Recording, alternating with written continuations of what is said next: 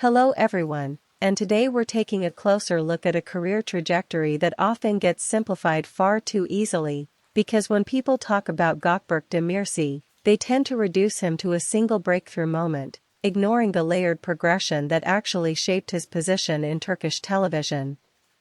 His rise through the daily drama format, especially with Yemin, did not simply hinge on popularity but on endurance, consistency, and the ability to sustain emotional tension across hundreds of episodes, which is a very different discipline compared to primetime series.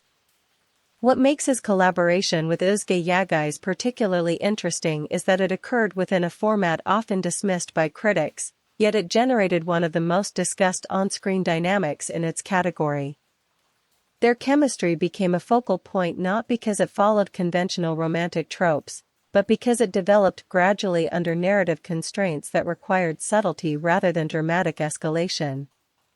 In interviews and audience discussions, it becomes clear that viewers were not just reacting to scripted romance, but to micro-expressions, pauses, and restrained performances that felt unusually authentic for a daily production.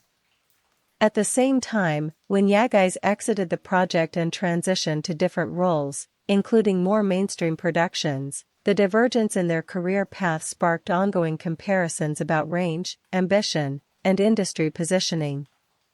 Some viewers interpreted Demirci's continued association with similar formats as a limitation, while others argued it demonstrated strategic consistency in a highly competitive environment where stability itself is a rare achievement. The conversation around them today is less about a single project and more about how two actors starting from the same narrative space can evolve in entirely different directions while still being linked in public perception.